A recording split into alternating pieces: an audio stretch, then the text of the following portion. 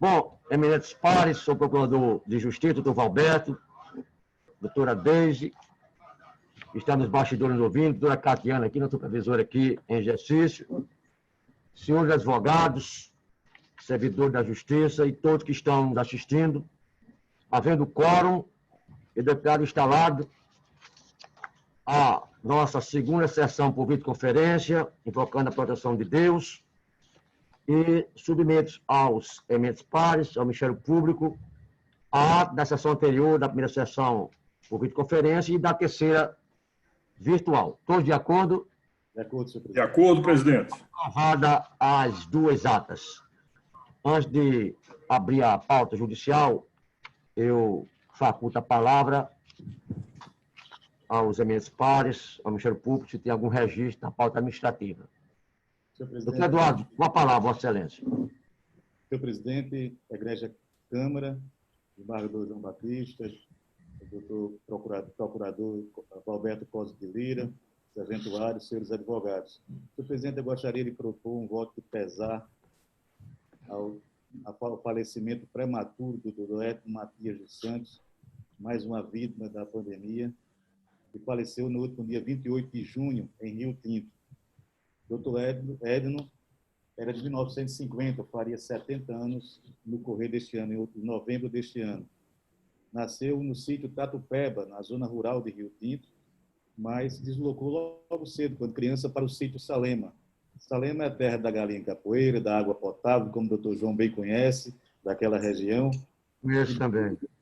O senhor também, que é da terra de Mamanguape, nós temos três membros dessa corte, agora em exercício, o desembargador João, mas que tem origens e conhece aquela região do Vale do Mamanguape. O doutor Edno, desde pequenininho, filho do senhor Eugênio Matias e dona Rita Eufrazina, ele trabalhou na roça, na pesca, no corte de cana para ajudar seus pais. E querendo ganhar a vida, naquela época o sonho de se migrar para o Rio de Janeiro, foi para lá com alguns irmãos, e seu primeiro emprego foi de descarregador de mercadorias, e a primeira carga era de arame farpado. Voltou para casa todo cortado, todo ferido, quando foi aconselhado que aquilo não era vida para ele, que ele voltasse para ajudar seus pais e tentasse vencer na própria Paraíba. E assim ele seguiu esse conselho. Voltou para a Paraíba, começou a estudar nas escolas públicas, terminou o ensino médio, prestou vestibular para a Universidade Federal da Paraíba, ao curso de Direito, e se formou e foi bacharel em Direito. E como bacharel em Direito, presidente, Egrégia Câmara, ele prestou relevantíssimos serviços à população, sempre de forma solidária. Ele era um amigo presente, solidário, prestativo. Ele era um advogado do povo, advogado que servia sem pretensão, sem pretensiosidade nenhuma. É uma forma ímpar de trabalhar, com muita humildade, competência e estudo. E doutor Edno, como advogado, exerceu a procuradoria de diversos municípios do Vale do Mamanguape, desde Lucena, Itapororoca, Mamanguape, Baía da Traição, Rio Tinto. E como em Rio Tinto terminou passando no concurso público para procurador do município de Rio Tinto. Também passou para o concurso de professor do Estado na categoria de professor de inglês. Era um autodidata, estudou inglês sozinho e era uma pessoa à frente do seu tempo. E como professor de inglês, chegou a ser diretor do colégio da Escola Pública Luiz Gonzaga Buriti, em Rio Tinto. Também foi vereador por 2 mandatos consecutivos. É um pai de família, foi um pai de família exemplar, presente, carinhoso, atento aos filhos e procurando sempre ajudá-los, procurando sempre se confraternizar com eles. Era um homem íntegro, senhor presidente. Eu tive a oportunidade de ser seu vizinho quando eu morava na Praça João Pessoa. Inclusive, lá recebi a visita do Dr. João Batista, esteve na minha casa algumas vezes, a gente conversava, trocava ideia. Ele era juiz de Mamanguape, eu juiz de Rio Tinto. E o doutor Edno, um dos seus filhos, a advogada Patrícia Matias dos Santos, ficou a irmã das minhas filhas também. E nós temos, eu e a Ana Carla, ela como filha. Chegou até morar conosco aqui em João Pessoa para poder estudar. Então, uma família muito próxima, uma família muito rica de espiritualidade, muito rica de generosidade, muito rica de exemplos familiares e de prestação de serviço a região de Mamanguape. Tanto que ontem tive notícia de uma grande passeata de veículos que não podiam fazer cortejos, aglomeração de pessoas, mas o cortejo foi enorme, de carros seguindo o féretro, e ao passar pelas ruas de Rio Tinto era aplaudido pelas pessoas nas portas de suas casas. Então foi algo muito emocionante, os relatos que recebi foram algo realmente que nos comove muito. O doutor Edno partiu prematuramente, desembargador Lincoln, desembargador João Batista, doutor Valberto Cosme de Lira, deixando a esposa, Marta Mônica Matias, deixando 3 filhos, a advogada Patrícia Matias dos Santos, o economiário Eugênio Neto, que também é poeta, compositor, e Diógenes Matias, que é empresário. Então, eu peço e proponho a essa colenda Câmara um voto de profundo pesar à família do advogado, militante e, além de tudo, um cidadão participante da comunidade, na comunidade do Vale do Mamanguape, doutor Edno Matias dos Santos. É o que eu peço, senhor presidente, é o que eu proponho.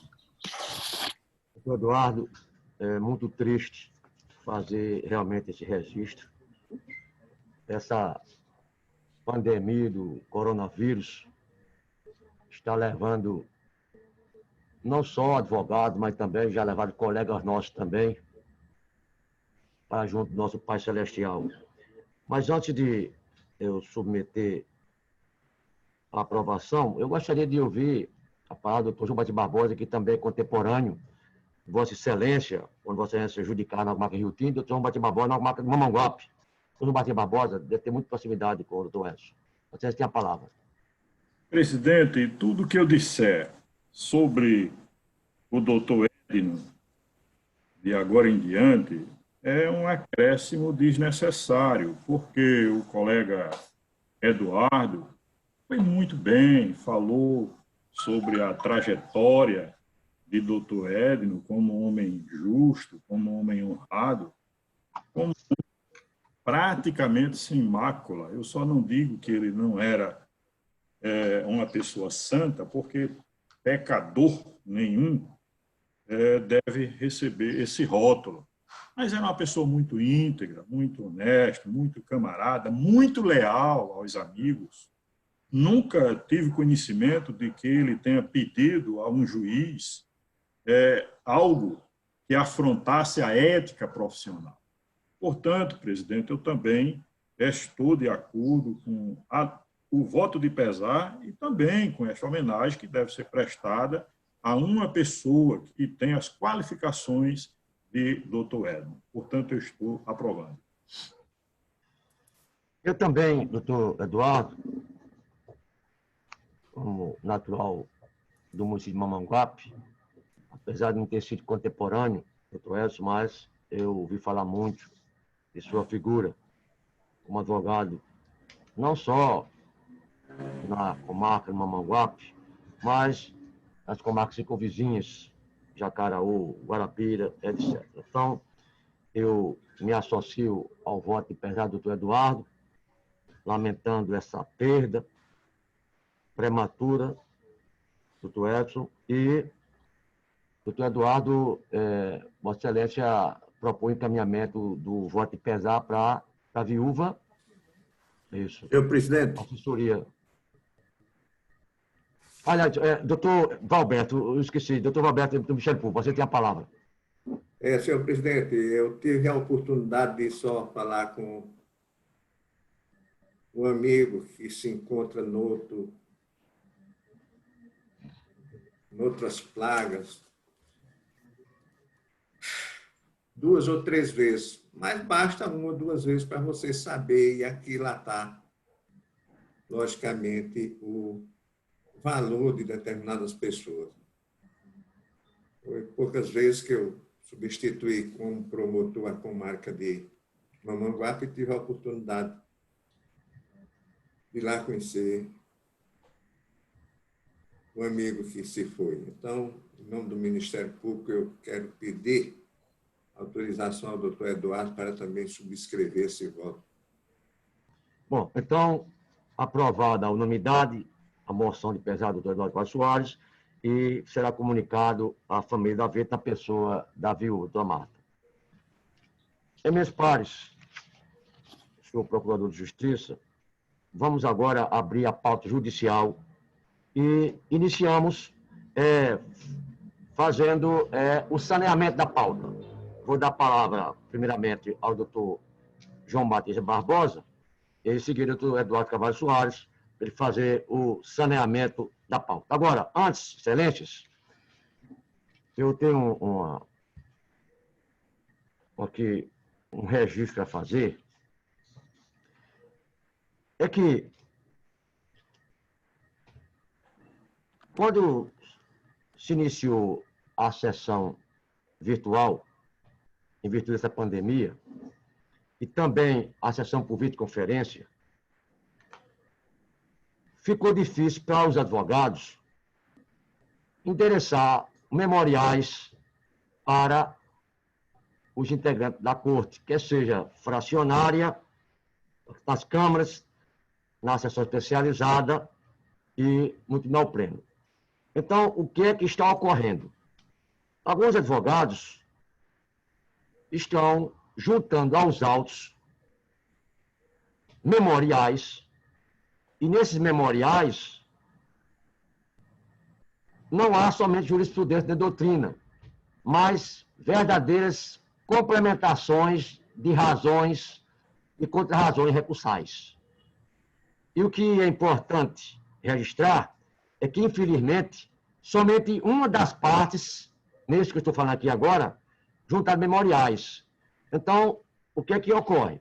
Nós sabemos que o Superior Tribunal de Justiça diz que é perfeitamente possível as partes acostar aos autos memoriais, desde que esses memoriais consistam apenas em doutrina ou jurisprudência. Não é possível as partes juntar complementações de razões recursais ou contra-razões. E também juntar até documento novo, posterior, que se levará em consideração no julgamento da causa. Então, de minha parte, da minha relatoria, eu já estou adiantando que eu estou, por conta da juntada de memoriais que ocorreram de ontem para hoje aos autos, por apenas uma das partes, e eu analisei cada memorial, verifiquei que esses memoriais são verdadeiras contra-razões ou razões recursais em complemento, e só de forma unilateral. Essa juntada de memoriais afronta os princípios, primeiro, da igualdade das partes. Afronta também o princípio da bilateralidade, que somente uma das partes tem a oportunidade de juntar.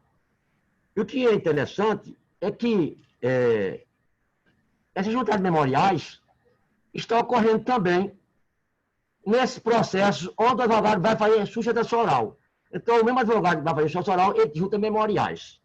Então, eu vou agora fazer o registro para que os emendas pares tomem as providências. Em relação aos meus, da minha relatoria, eu já tomei. E vou adiantar quais são os processos que eu vou retirar de pauta para determinar a retirada desses memoriais e devolver às partes. Doutor João Batista Barbosa e o doutor Eduardo Carvalho Soares, eu gosto que vocês anotassem os processos que a assessoria da Câmara está comunicando que foram acostados aos autos, que vocês são relatores, esses memoriais, para que vocês possam, enquanto está desenvolvendo a sessão, verificar se pode ou não ser julgado recurso. O segundo da pauta, o doutor João Batista Barbosa, você é o relator, a assessoria disse que uma das partes juntou memoriais. O quinto da pauta também, doutor João Batista Barbosa, Vossa Excelência relator, foram juntar memoriais. O 10º da minha relatoria também foram juntar memoriais. O 15º, doutor Eduardo Carvalho Soares, relator. O 15, a parte juntou memorial. O 16º da minha relatoria, a parte juntou memorial. O 21º, doutor Eduardo Carvalho, o 21, também a parte juntou memorial. O 28º da minha relatoria, a parte também juntou memorial, uma das partes. O 37º, doutor Eduardo Carvalho Soares, relator, uma das partes juntou memorial. O 38º da minha relatoria, a parte também juntou memorial. O 39º da minha relatoria, a parte juntou também memorial. O 40º também da minha relatoria, uma das partes também juntou memorial. E o 43º também da minha relatoria, e o 51º também, ambos, as partes juntadas memoriais. Esses memoriais eu já analisei ontem à noite e verifiquei que não há condições desses memoriais continuar nos autos, porque são complementações de razões recursais ou de contra-razões recursais. E como já eu disse no início, essas juntadas memoriais é um complemento de razões recursais que a lei não permite. A lei, o Código Processo Civil, diz que, em agravo instrumento, as partes têm 15 dias para razoar o recurso e a outra parte 15 dias para contra-razoar o recurso e prazo em dobro quando for Fazenda Pública, Ministério Público e Advocacia de Ofício. Então, nesses casos, para não afrontar o princípio da igualdade entre as partes, o princípio também da não surpresa e também da bilateralidade, eu estou determinando a retirada de pauta dos processos. Mas, como disse antes, eu vou ouvir primeiro o doutor João Batista Barbosa a respeito do saneamento e que providência ele irá tomar em relação a esses processos que as partes juntadas memoriais. Doutor João Batista Barbosa, você tem a palavra. Presidente, processo pautado para julgamento por videoconferência ou em sessão presencial convencional não pode mais ter adendo tanto às razões finais como às razões recursais. Os memoriais são possíveis, conforme disse Vossa Excelência, se aquele que entrega ou que ingressa com o memorial traga apenas doutrina e jurisprudência correlatas ao fato. Portanto, nos casos do número 2 e 5, eu estou pedindo a retirada do processo para que estes papéis chamados de memoriais sejam retirados do processo. Bom, então, após o doutor Eduardo se pronunciar, então eu vou anunciar quais são os processos que são tirados de pauta, tanto do doutor Barbosa como os meus, e eu gostaria de ouvir agora a palavra do doutor Eduardo Carvalho Soares em relação aos processos em que os advogados juntaram memoriais. Doutor Eduardo, você tem a palavra. Senhor presidente, egrégia Câmara, senhor presidente, o sexto da pauta, que Vossa Excelência não fez referência, existe uma petição com sugestão de julgamento e com alegações também que eu acho que não era oportuno. Então, esses também eu estou considerando como memoriais para indicar a retirada de pauta e extrair esta petição pelos princípios fundamentais do processo civil que Vossa Excelência já enunciou. Quanto ao 15º, senhor presidente, o 15 da pauta, as petições acostadas não tratam de memoriais, mas sim de alegações de possível nulidade, uma vez que o advogado, na sessão passada, era recém-contratado e pediu o adiamento da sessão e foi deferido por nós, e também a sua habilitação nos autos. E naquela oportunidade, talvez por falha minha, eu não consignei na ata para que fosse inserido o seu nome na habilitação do processo e, por isso, saiu a intimação no nome do advogado anterior, pretérito. Então, ele não foi intimado legalmente para esta sessão. Então, por isso, senhor presidente, eu estou indicando para adiamento, tá certo? Para que seja corrigida a autuação do processo, incluindo o nome do advogado da primeira apelante, doutor Gabriel Honorato, para a próxima sessão. Retirando de pauta ou adiando? Estou adiando. E determinando que seja pela serventia modificada a autuação do processo para acrescentar o doutor Gabriel Honorato como advogado da primeira apelante. Certo? Senhor presidente, também o 21º anunciado por Vossa Excelência e o 37º, ambos pelos motivos já elencados por Vossa Excelência e pelo desembargador João Batista Barbosa, são memoriais que quebram os princípios fundamentais do processo e, por isso, devem ser retirados de pauta para que seja extraída as peças, garantindo a paridade e o equilíbrio processual entre as partes no julgamento. É nossa proposição também, senhor presidente. Bom, agora são os meus agora. Antes, eu gostaria de registrar, doutor Eduardo, que quando eu falei que as partes juntas memoriais foi a informação da assessoria de Câmara. Então, ficava a critério de cada relator fazer o exame da petição. Você verificou que o 15º no tratado memorial, apenas uma petição. Por uma vez, a está... Pois não, doutor Eduardo, com a palavra. Talvez por a forma que eles peticionaram realmente tivesse aparência de memorial. Talvez por isso o equívoco da assessoria. Me desculpe. Então, vamos para os meus agora, o saneamento dos meus. O inicio pelo 10º da pauta. O 10º da pauta, eu estou determinando a retirada de pauta. Por quê? Porque o nosso sistema ainda, o PJE, não permite, infelizmente, fazer a retirada desses memoriais sem prejuízo do processo continuar na pauta. Eu consultei a gerente de processamento e disse para fazer essa retirada dos memoriais, dos autos virtuais, o processo tem que voltar para a DITEC. Não é possível, em plena sessão, tanto o relator como a supervisora fazer a retirada de pauta desses memoriais. Por isso que, infelizmente, esses processos serão retirados de pauta. Isso aí fica até um lembrete dos advogados, porque é um prejuízo para o próprio advogado, esses, pelo menos da minha relatoria, se não todos, mas grande parte deles, esses memoriais foram juntados pelos advogados que iriam fazer sustentação oral hoje. Então, prejudicou o julgamento do próprio recurso. Foi pelo usar o princípio da celeridade processual. Então, eu inicio retirando de pauta o 13º.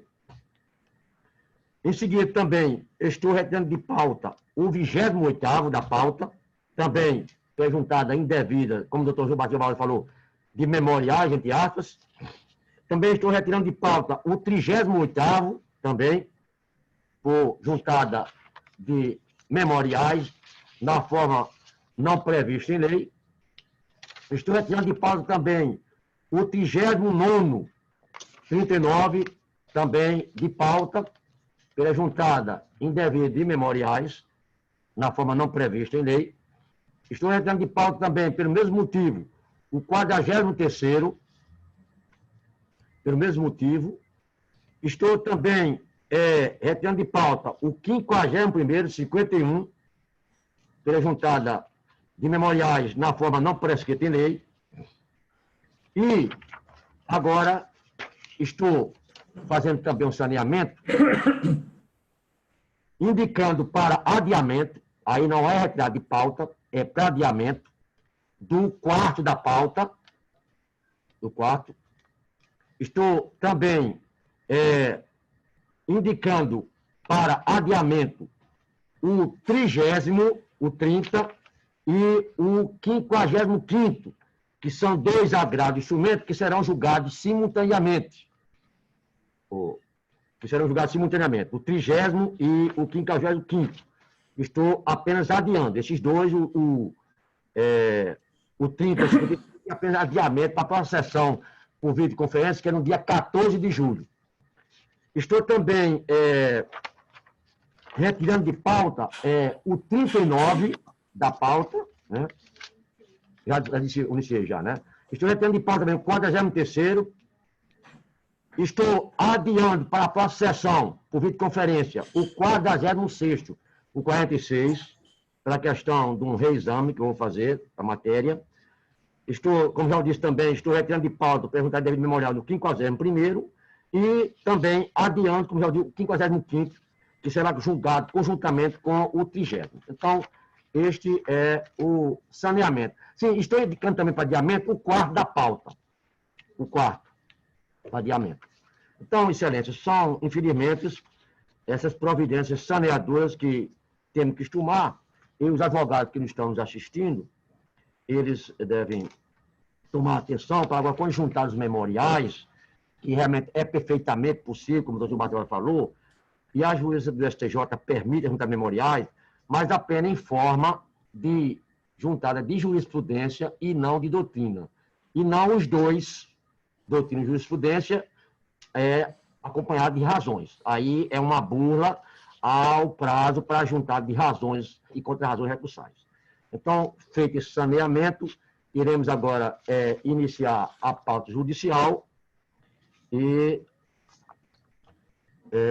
o primeiro que foi inscrito pela ordem de inscrição, todos nós sabemos, e antes eu gostaria de lembrar aos advogados que estão nos assistindo que quando eles adentrarem na sessão, eles devem, assim, eles vejam que nós temos nossas identificações. Doutor João Bagé Barbosa, doutor Valberto, doutor Eduardo Carvalho Soares, colocam os nomes na tela do Zoom. Então, eu pedi aos advogados que estão nos assistindo, que irão entrar na sala para fazer sustentação oral, que eles coloquem o nome, mas não só o prenome, coloquem o nome do prenome, o sobrenome e o número de inscrição da OAB, porque nós sabemos que só pode fazer sustentação oral aquele advogado que se inscreveu. Outro advogado que não se inscreveu, ele não pode fazer sustentação oral. Então, para que a assessoria anote na ata dos trabalhos o nome do advogado que está fazendo sustentação oral, é o mesmo que se inscreveu, na forma da resolução do nosso Tribunal de Justiça, que é a resolução número 12, 16 de abril de 2020. Então, iremos agora iniciar a sessão. Eu gostaria de ouvir minhas partes, se tem algum ainda, em relação ao saneamento, alguma coisa tomada. Doutor Eduardo, falar com a palavra. Senhor presidente, eu tenho só uma dúvida que eu gostaria de tirar de Vossa Excelência, na Câmara. O advogado se inscreveu em determinada banca. Ele não vai poder fazer sustentação oral, mas o outro advogado, também habilitado na procuração, da mesma banca, irá fazer. Tem problema? Não, doutor Eduardo, pela resolução, veja bem, tem advogado aqui, processo que escreveu 3 advogados. Só pode se fazer sustentação oral aquele advogado que se inscreveu. Por exemplo, a Unimed aqui, em processo da minha relatoria, se inscreveram 3 advogados. Então, qualquer um dos 3 pode se inscrever. Por exemplo, esses bancos conglomerados urbanos, esses bancos Itaú, Bradesco, eles têm habilitado, por exemplo, mais de 50, 100 advogados, mas só pode fazer sustentação oral aquele que se inscreveu, e não qualquer outro. Então, está na resolução número 12. Então, não basta também só habilitado. A resolução determina que o advogado se inscreva. Então, pode escrever até 10, 15 advogados, pode se inscrever, e qualquer um deles pode fazer sustentação oral. Agora, o que não pode fazer sustentação oral é aquele que não pediu inscrição. Então, por isso que eu tenho aqui processo da minha relatoria, em que 3 advogados se inscreveram, na mesma parte. Então, qualquer um deles pode fazer sustentação oral. Agora, se tiver um 4º advogado, mesmo habilitado nos autos, mas ele não se inscreveu, não colocou o nome na forma da resolução número 12, então ele não pode fazer sustentação oral. Esse controle é feito pela assessoria, doutor Eduardo, de Câmara. Ok, muito obrigado, senhor. Bueno, então, vamos iniciar a sessão, e pela pauta, pela preferência, o primeiro é o 32º, o 32 da nossa relatoria. Eu indago da assessoria de Câmara se o advogado já está na sala. É o doutor Américo Gomes de Almeida, OAB 8424. Não está na sala. Bom, meus pares, Vossa Excelência estavam presentes na sessão anterior, por videoconferência, e nós deliberamos que, nesses casos, em que o advogado que for chamado para entrar na sala para fazer a sustentação oral, que qualquer que seja o problema, se é questão técnica ou porque ele desistiu, então, ele não perderá a sustentação oral, mas ficará no final da fila. Então, até o final, quando nós julgarmos todos os outros, se ele se habilitar, entrar na sala, então será feito o julgamento com a sustentação oral. Mas se ele, quando terminar as outras preferências, se ele não estiver na sala para a sustentação oral, então o processo dele será julgado, mas sem sustentação oral. Eu me lembro que nós tomamos essa deliberação, se o doutor João Bagé Barbosa, com o meu entendimento, o doutor Eduardo também, com o meu entendimento, não é isso? Bom, mesmo entendimento.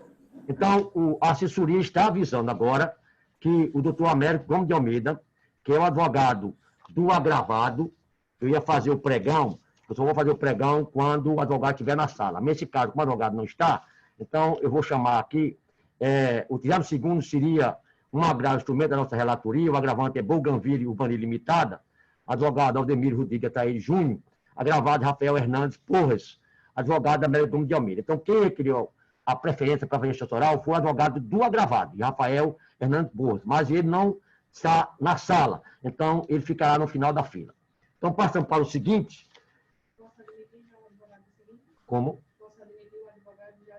Não, pode, 17. Vamos chamar agora a julgamento do 17º da pauta, que é um agravo instrumento de relatoria do Dr. João Batista Barbosa, 17º. Eu determino a assessoria aí que faça adentrar na sala o advogado que requeriu a inscrição para fazer sustentação oral, que é o advogado do agravante, que é o Dr. Bruno Cleberson de Siqueira Ferreira, inscrito na OAB no número 16.256. Depois que ele entrar, eu vou fazer o pregão do processo. Doutora Catiane pode fazer a entrada do advogado. Está na sala? Doutor Cleberson. Isso, bom dia. Bom dia, doutor Cleberson, seja bem-vindo aqui à nossa corte, segunda corte, em nome de todos que fazem a segunda Câmara e do Ministério Público. Irei falar agora, doutor Cleberson, o pregão do processo que eu gostaria de fazer a instrução oral em nome da parte agravante, o Leonardo Vitorino Gomes e Vanessa Paulinho Francisco. Doutor João Batista Barbosa é o relator e o pregão é o seguinte. Um agravo instrumento de um processo que também na quinta vara mista da comarca de Guarabira, o agravante Leonardo Vitorino Gomes e Vanessa Paulinho Francisco, advogado Humberto de Souza Félix, agravado Luciano Vitorino Gomes, agravado Arionaldo Andrade de Oliveira, Vossa Excelência está, no caso, não, Vossa Excelência é advogado do Leonardo, do agravado. Eu passo a palavra ao relator, doutor João Batista Barbosa.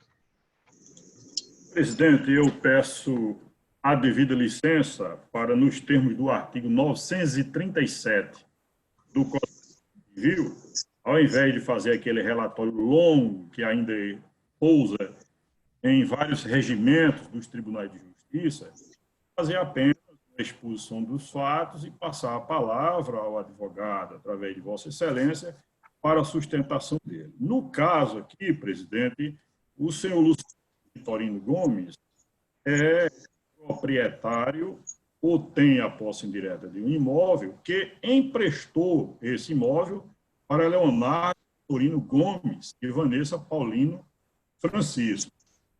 E ele disse que, quando fez este empréstimo deste imóvel para o irmão, ficou acertado de que, quando ele prestasse do imóvel, o irmão seria ficado 30 dias antes para devolução do imóvel em perfeitas condições de uso. Depois que o irmão passou a morar no imóvel, ele teve necessidade de retornar a morar no imóvel, notificou o irmão e, infelizmente, segundo o agravado, o imóvel não foi devolvido. Em razão disso, ele entrou com a ação de reintegração de posse e o monocrático, o juízo ACO, concedeu liminar na ação de reintegração de posse. O agravante Leonardo Vitorino Gomes e Vanessa Paulino ingressaram com este agravo, dizendo que existe posse e, em vista disso, Vanessa também teria que ser citada. A antecipação de tutela foi deferida pelo desembargador Luiz Silvio Ramalho, determinando a citação da senhora Vanessa. E agora estamos aqui para o julgamento do agravo e informo que as contrarrazões foram devidamente prestadas. É este relatório à guisa de exposição fática do processo. Doutor Bruno Cleberson, você tem a palavra em nome da parte agravante, por 15 minutos. Perfeito, excelentíssimo presidente. Eu só queria saber do excelentíssimo relator se a liminar do agravo, se ela for confirmada, eu poderia prescindir da sustentação oral. Pronto, vou adiantar. No caso, como o advogado que vai fazer a sustentação oral é dos agravantes, eu estou, sim, dando provimento ao agravo e mantendo a liminar. Concedido. Perfeito.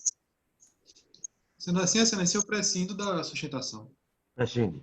Bom, então gostaria que fosse registrado na ata dos trabalhos, na certidão de julgamento, aliás, que o doutor Cleber prescindiu da sustentação oral.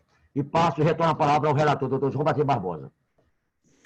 Presidente, resumidamente, a liminar foi concedida, o estudo que eu fiz do processo é para dar provimento ao agravo do instrumento e revigorar a liminar.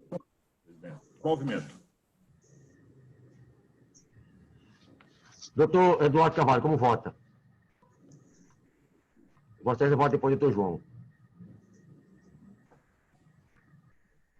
Doutor Eduardo, o som está desligado, doutor Eduardo.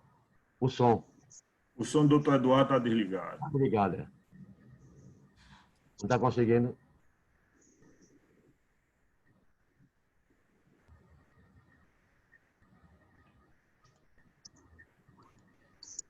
Doutor Eduardo não está conseguindo perceber. O som do doutor Eduardo continua desligado. É. Está aí o som. Não consegue, doutor Eduardo? Aí.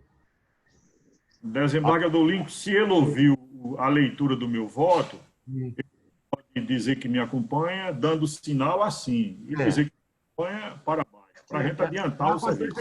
Veja bem, veja, doutor João, a questão não é só esse processo, aqui tem a questão da continuidade da sessão também. Certo, também. Não vai poder continuar, né, a sessão. Ele também não está ouvindo também, parece. É isso? Não está ouvindo? Está ouvindo? Aí está ouvindo, mas não consegue falar. Aí está difícil agora. Para se comunicar por mímica aqui, doutor João Barbosa, o microfone do doutor Eduardo está desligado. Ó. O microfone dele está desligado. Mas o doutor Eduardo, ele conhece. Ele conhece o Zoom, já participou das sessões do prêmio. É uma questão técnica mesmo. Mas olha, ele já sinalizou, né, todos já viram, que ele está acompanhando o voto do doutor João Batista Barbosa. E eu também estou acompanhando na íntegra o voto. Então, por isso que eu vou proclamar o resultado no 17º da pauta. Deu-se provimento ao recurso, no pleno voto do relator, à unanimidade, na tribuna do doutor Bruno Campos de Siqueira, pela parte agravante. Então, está proclamado o resultado. E vamos suspender, meus pares, a sessão por alguns minutos, até que o doutor Eduardo consiga solucionar a questão do som. Ele apenas está ouvindo.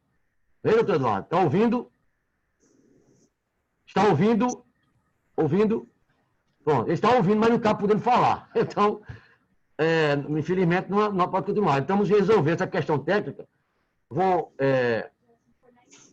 suspender a sessão, minhas pares, por alguns minutos, ver se o técnico consegue resolver. Ele está aí, o técnico não? Terceiro andar. O técnico não está aqui presente no momento. Eu estou achando... Doutor Eduardo, Vossa Excelência está me ouvindo, não é isso? Se Vossa Excelência sair do Zoom e entrar novamente, será que não resolve esse problema? Faça esse teste. Saia do Zoom e entre novamente.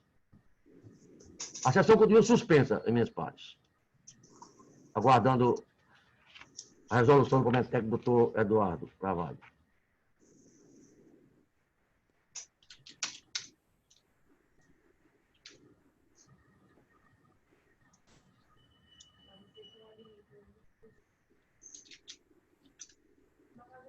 A todos que nos assistem, pode alguém estar estranhando porque nós estamos usando máscara, eu e a doutora Catiane, porque, ao contrário dos meus pares, não sei se o doutor Bruno também está de máscara também. Está de máscara? Excelência. Está de máscara. Está no escritório, não é isso? No escritório. Isso. Pronto, por isso está usando máscara também. Nós estamos aqui no recinto da segunda Câmara, com mais duas pessoas. Então, por questão de recato, de evitar contaminação pelo corona, nós estamos usando as máscaras, a razão pela qual. Doutor... Quanto, senhor presidente? Resolveu já? Resolvido. Bom. Então, vamos aguardar o retorno do doutor João Batista Barbosa. Reduzido aqui, não tem espaço para ligar microfone, desligar microfone Ampliar a tela, nada. Mas agora eu consegui. Não resolveu. Bom, resolver. então vamos esperar o retorno do professor Batia Barbosa. Bom, ele está retornando para a gente continuar o julgamento. Estou presente, presidente. Então, dou por reiniciados os trabalhos e, na sequência, no pedido de preferência, será chamado a julgamento o sexto da pauta. O sexto foi de pauta. Então, o sexto, relatoria do doutor Eduardo Carvalho, foi retirado de pauta. O sexto. Agora, eu vou fazer o seguinte. Eu vou anunciar o nome do processo que foi retirado de pauta. Antes eu tinha dado só o número, mas agora eu vou dizer qual foi o processo que foi retirado de pauta. O que foi retirado de pauta foi o sexto da pauta, relatoria do doutor Eduardo Carvalho Soares, que substituiu o doutor desembargador José Aurélio da Cruz. É uma apelação dos processamentos da terceira vara da comarca de Cabedelo. O primeiro apelante é Natalino de Paula Santos, advogado Bruno Basso de S. Lemos e outros. Segundo apelante, município de Cabedelo, procurador do município Marcelo Antônio R. de Lucena e apelados os membros. Então, esse processo, o relator retirou de pauta por questão de vontade memorial de forma indevida. Não é isso? O relator vai entrar na pauta da processão ordinária por videoconferência, que é o dia 14 de julho. Então, na sequência, vou chamar a julgamento o 19º da pauta, que é da nossa relatoria. Eu, em dada assessoria, se o advogado está na sala. Doutor Bruno. Pronto, então o doutor Bruno já está na sala.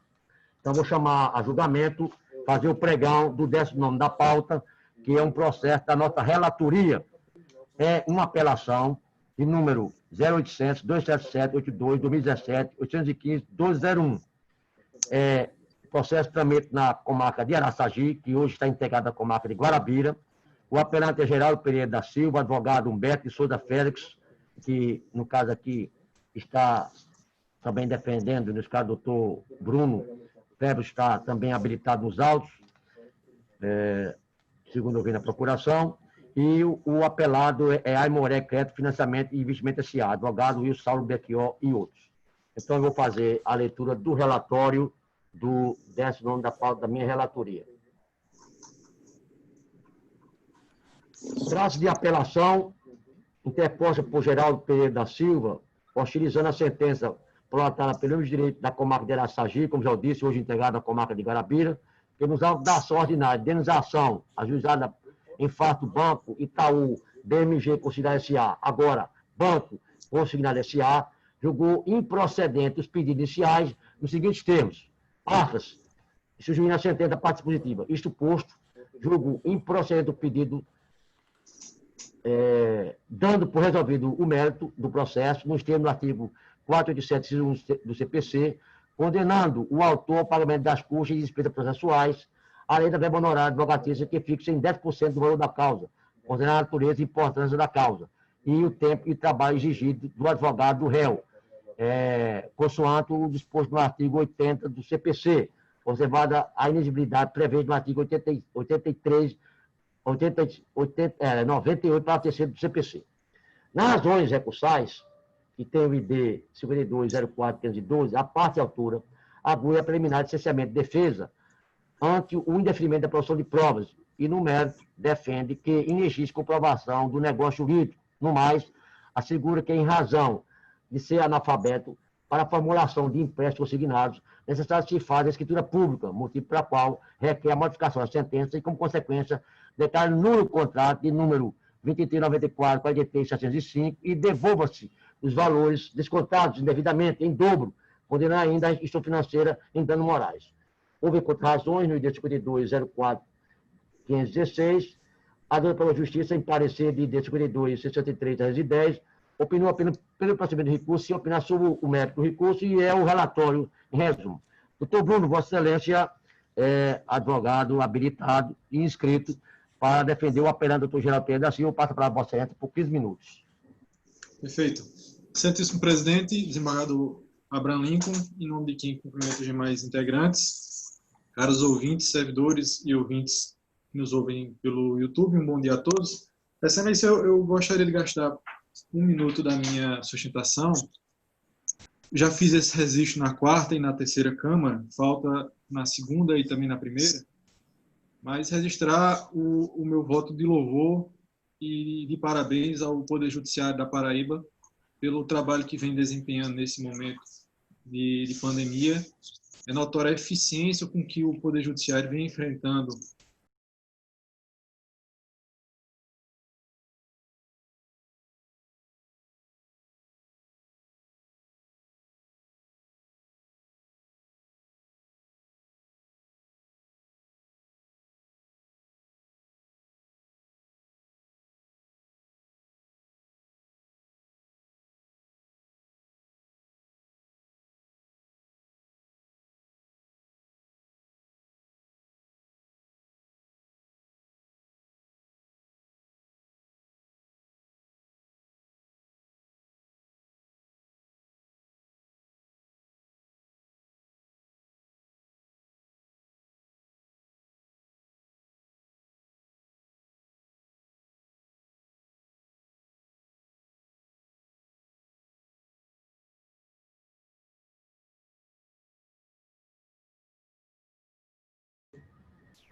Eminentes pares, depois de resolvida a questão técnica, parece que foi solucionado e a nossa sessão vai continuar a ser transmitida em tempo real pelo canal YouTube. Então, eu vou somente aguardar aqui a presença, eu digo virtual, porque é a distância, né, do representante do Ministério Público, para a gente dar continuidade aos trabalhos. Doutor Valberto parece que ele saiu da sala um pouco. Mas eu vou adiantando, meus pares, quando o doutor Roberto não adentra da sala, que o próximo a ser julgado é o 31º da pauta. O doutor Eduardo Carvalho é o relator. 31º, 31. Eu indago da assessoria se o advogado que se habilitou no 31 é doutor Rômulo Pinto Lacerda Santana, advogado do Aperante, da Aimoré, se ele está na sala. Está? Pronto. Então, eu vou chamar a julgamento do 31º da pauta. Relatoria do doutor Eduardo Carvalho Soares. É uma apelação número 0058-551, dígito 5, 2014, 615, 2001. O apelante é Aimoré Crédito Financiamento e Investimento S.A., advogado Wilson Saulo Belchior, mas no caso aqui, quem está habilitado pela apelante é o doutor Romulo Pinto Lacerda Santana. O apelado é Benjamin Ferreira da Silva, advogado Gisele Alves de Medeiros Vasconcelos. O doutor Valberto aí não adentrou na sala, mas eu acredito que ele retornar a qualquer momento. Como nesse processo não há interesse público na questão, eu acredito que nós podemos dar continuidade. Todos concordam? Isso, vamos nessa. Não há interesse público na questão, né? O Ministério Público não tem interesse, então ele vai retornar a qualquer momento. Então, doutor Eduardo, eu passo para a Vossa Excelência, a condição de relator do 31º da pauta, 31. Agora, eu não estou vendo o advogado, doutor. Só o nome dele. Doutor Romulo ainda só está aparecendo o nome dele, não está aparecendo o vídeo. Vamos aguardar, doutor. Não está aparecendo no vídeo, não. Se aparecer o vídeo dele. Bom, doutor Romulo. Está me ouvindo, doutor Romulo? O senhor me ouve? Bom dia, doutor Romulo. Bom dia. Bom dia, doutor. Bom dia. Doutor Romulo, já fiz o pregão, quando você já estava adentrando na sala, e vou dar a palavra agora ao relator, doutor Eduardo Carvalho Soares, para fazer o relatório resumido do processo. Doutor Eduardo, com a palavra. Presidente, senhor presidente, doutor João Batista Barbosa, senhor procurador, senhores advogados, senhores serventuários. Senhor presidente, o processo anunciado por Vossa Excelência cuida de uma apelação civil interposta pela Aimoré Crédito, Financiamento e Investimento S.A., em face à sentença proferida pelo eminente juiz de direito da segunda vara civil da comarca da capital, nos autos da ação declaratória movida por Benjamin Ferreira da Silva contra o apelante, e julgou parcialmente procedente o pedido inicial nos seguintes termos. Abro aspas. Ante o exposto, com base nos argumentos acima elencados, julgo parcialmente procedente o pedido, veiculado na inicial, para declarar a nulidade dos juros incidentes sobre a tarifa de cadastro, tarifa de serviço e tarifa de terceiros, prestado no contrato de financiamento número tal, firmado entre as partes, e ato contínuo condena a parte ré a restituir, de forma simples, os valores ora declarados ilegais, corrigidos monetariamente pelo INPC desde a data do desembolso dos valores e juros de mora de 1% a partir da citação, extinguindo o feito com resolução de mérito, fecho aspas. Em suas razões, o recorrente aduziu preambulamente a existência da prescrição trienal, bem como a configuração da julgada, aduziu ainda preliminar de carência de ação. No mérito, defende a inexistência de vantagem excessiva ou abusiva, por ausência de onerosidade desrazoada, e da existência de fato superveniente e autorizador da revisão contratual. Sustenta a legalidade das tarifas já declaradas ilegais, bem como a quitação dos valores pleiteados na presente demanda, porquanto a quitação do capital sem reserva de juros presume-se quitado. Por fim, pugnou pelo provimento do apelo e reforma da sentença. Contra as razões, pugnando pelo respectivo desprovimento do apelo, é o relatório, senhor presidente. Doutor Bruno, Vossa Excelência tem 15 minutos para fazer sua oral. Com a palavra, Vossa Excelência. Excelentíssimos senhores desembargadores dessa... Pois não, Excelência. Excelentíssimos senhores desembargadores dessa segunda Câmara, venho, em nome do Banco Santander, fazer sustentação oral neste processo relatado por Vossa Excelência, doutor Eduardo. Saúdo a todos. Excelência, excelência, um momento, doutor Rômulo. Você falou Banco Santander. Aqui está como apelante a Aimoré. Porque, na realidade, é o nome atual do Banco Santander. Certo.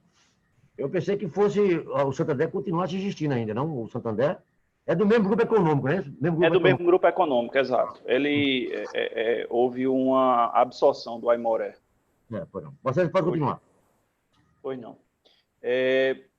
De antemão, Excelências, eu gostaria de informar, eu não ouvi de fato o pregão, porque eu estava tentando adentrar a sala, mas existem alguns outros casos relacionados à mesma matéria, e aí eu gostaria de antecipadamente já solicitar que esta sustentação ela aproveitasse os outros casos. Então, são eles os casos de número 52, 35, Benjamin, que é o atual 31, pauta de número 5, 50, 20, 25, 27 e 49. Então, todos esses eles tratam da mesma matéria. Para não tornar a sustentação repetitiva, eu gostaria de, questão de ordem, solicitar esse aproveitamento. Nessa nossa sustentação, em que pese existirem outros argumentos a serem tratados no respectivo recurso, nós queríamos tratar, neste momento, apenas de uma tese, que é a tese da existência de coisa julgada.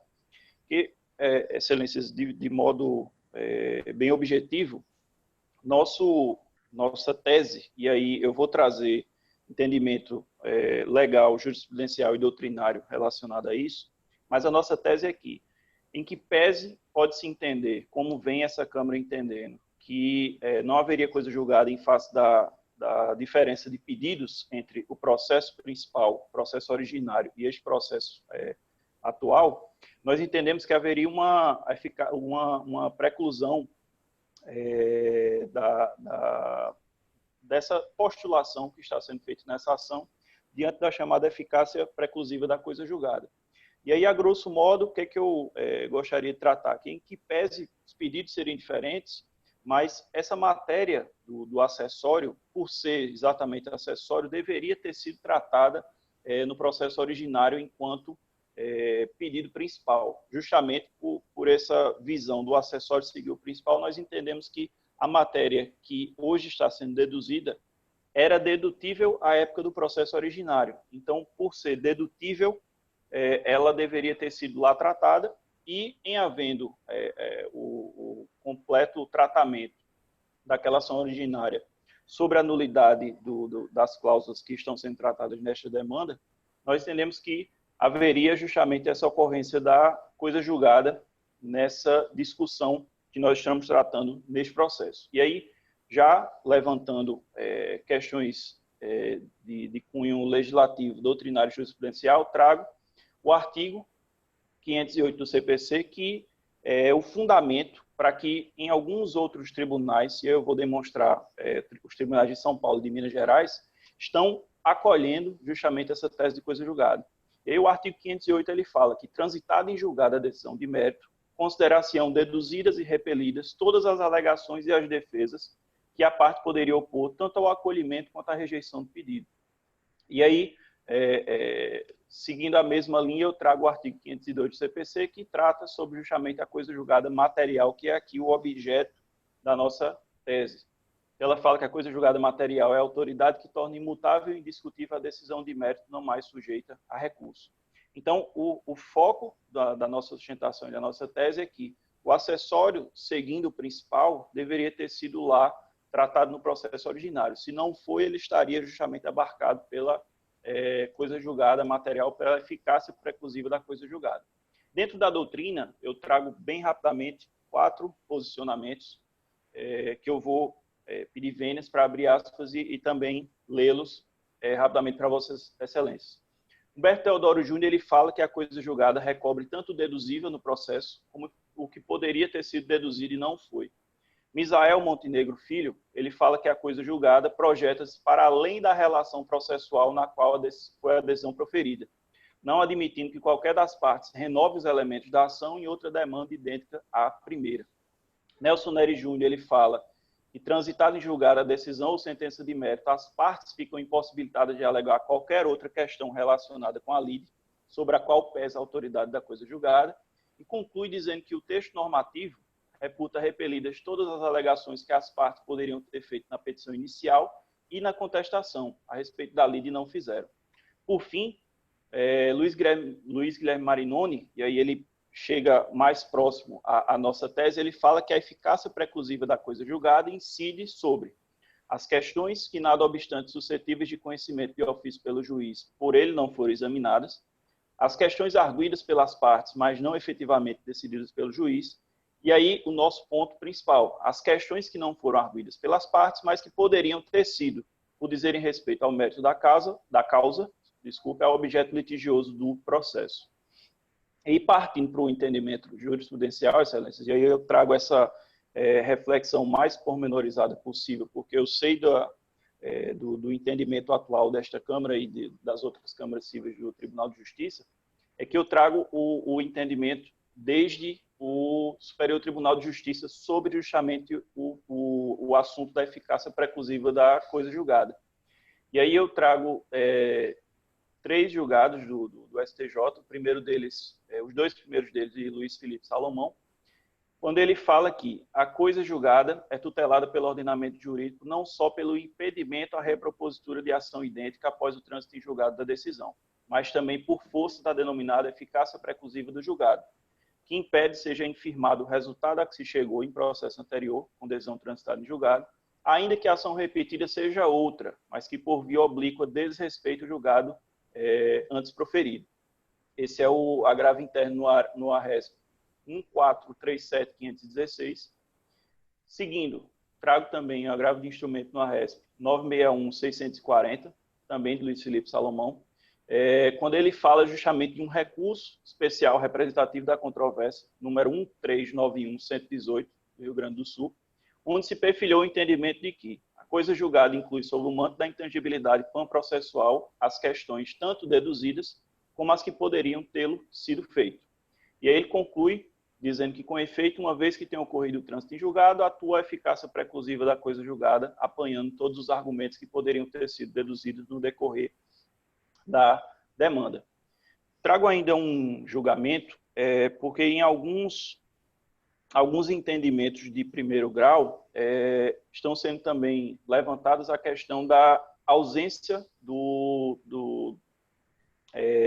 da discussão no processo originário sobre reserva de juros. Está lá tratado no artigo 323 do Código Civil. Esse acaba sendo uma matéria mais ligada ao mérito, mas eu também trago para o conhecimento de vossas excelências, porque esses processos originários não estavam havendo justamente essa reserva de juros, ou seja, havia quitação do principal e não se tratava lá da existência ou não desses juros reflexos que estão sendo aqui tratados. Então, trago o agravo regimental no agravo de instrumento número 1320491 do Rio de Janeiro, do ministro Sidney Benetti, quando ele fala que a quitação do capital sem reserva de juros gera presunção de pagamento, conforme o artigo 323 do Código Civil. E chegando justamente à jurisprudência de alguns dos nossos tribunais pátrios, e aí trago justamente os tribunais de Minas Gerais e de São Paulo, por entender que são sempre vanguardistas e sempre trazem posições interessantes, trago um julgado de cada um desses tribunais que tratam especificamente sobre a matéria em questão. No Tribunal de Justiça de Minas Gerais, houve um julgado, e aqui eu trago o julgado ainda de 2018, onde ele fala que, e aí abro aspas para ler também o julgado, a coisa julgada decorrente de pronunciamento judicial em outra ação, em cuja sentença foi declarada a abusividade das cobranças de tarifas previstas em contrato de financiamento de veículos, inclusive com critérios de devolução das quantias pela instituição financeira, obsta à rediscussão da matéria. Assim sendo, é vedado ao contratante a propositura de nova ação autônoma para pedir o ressarcimento dos juros remuneratórios que incidiram sobre essas mesmas tarifas. O mero esquecimento da parte em deduzir tal pretensão na ação anterior, porque a questão já foi atingida pelo manto da coisa julgada. Haja vista que o acessório segue o principal, e aí ele trata justamente do artigo 508 do CPC, como eu falei, para Vossa Excelência. E aí, é importante também deixar claro que, justamente como trata o julgado, o mero esquecimento ele não pode ser agora tratado em uma nova ação, justamente pela existência dessa coisa julgada, pode-se dizer material ou eficácia preclusiva da coisa julgada.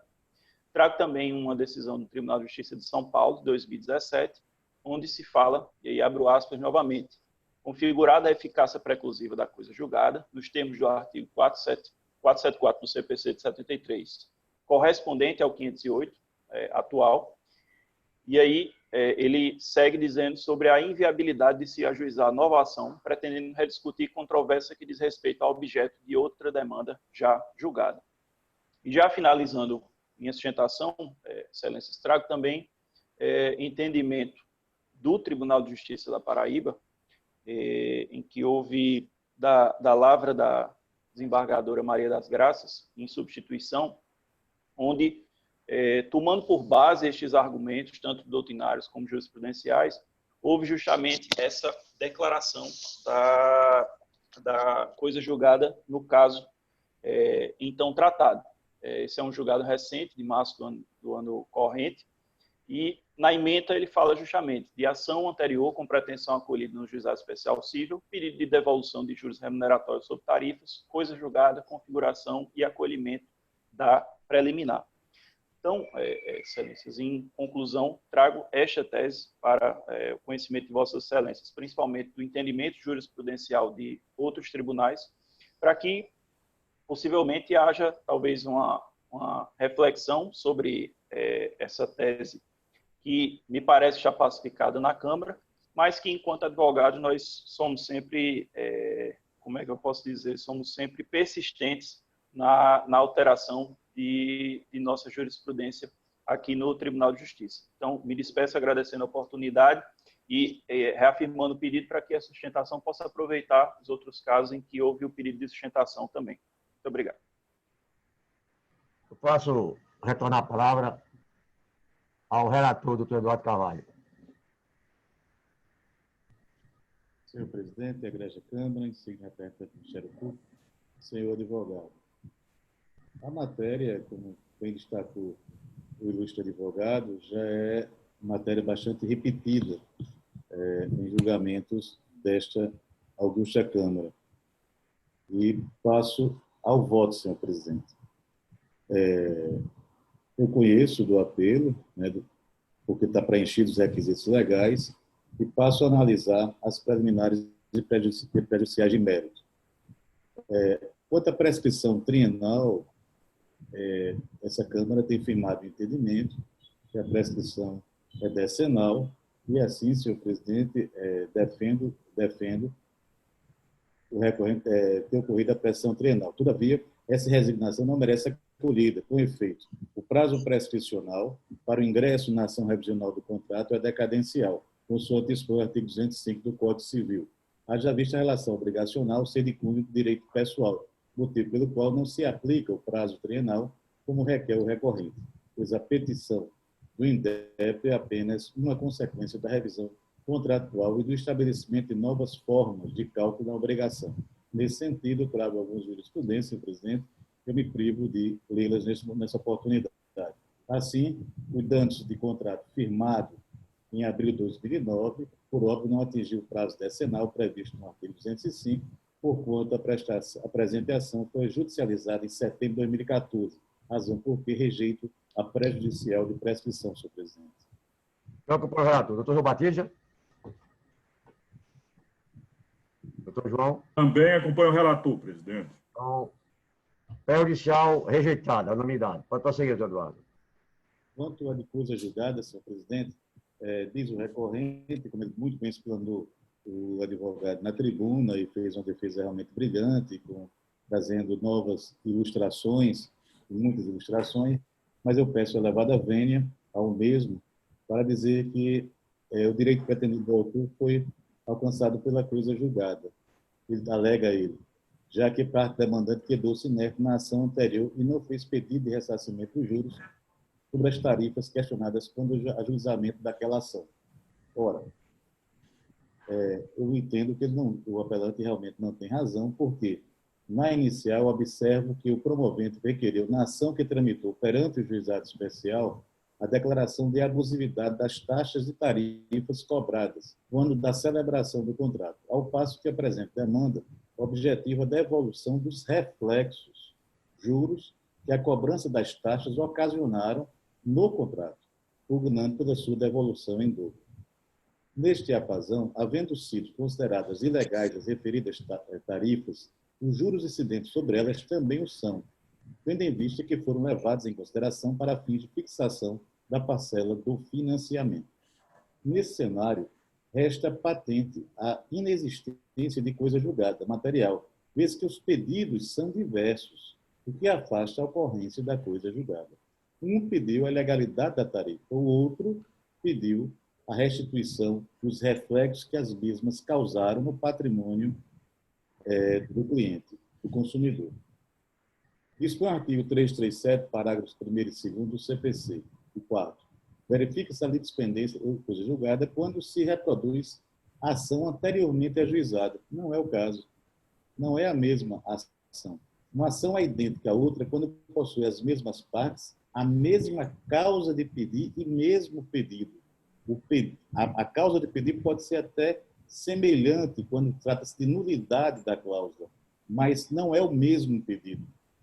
A coisa julgada é quando se repete a ação que se foi decidida por decisão transitada em julgado. Não é o caso também, pedindo vênias, e com todo respeito ao advogado na tribuna.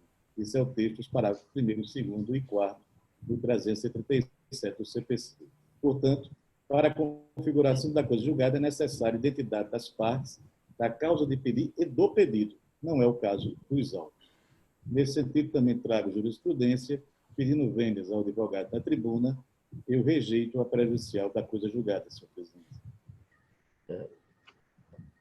Eu acompanho o relator, doutor Eduardo, e o advogado da tribuna, da parte apelante, trouxe aí jurisprudências do STJ, de outros tribunais a respeito da questão do Instituto da Coisa Julgada.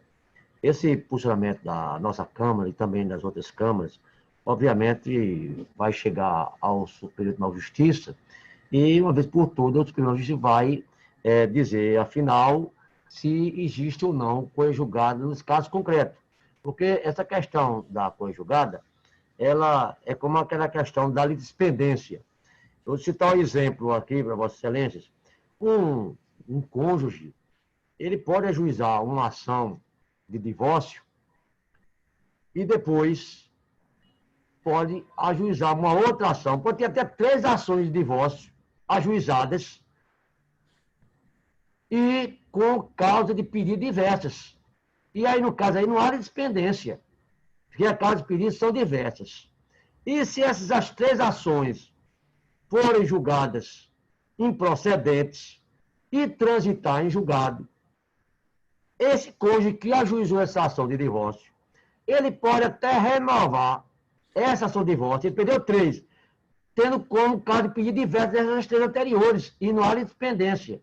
E também não haveria coisa julgada, porque na coisa julgada, aquela carta de pedir é diferente da que ele está ajuizando atualmente. Então, eu estou entendendo até agora, até que o STJ dirima, uma vez por todas, essa questão, que não haveria coisa julgada, como o relator afirmou agora há pouco, porque não existe entidade de carta de pedir e pedido com ação anteriormente no juizado especial.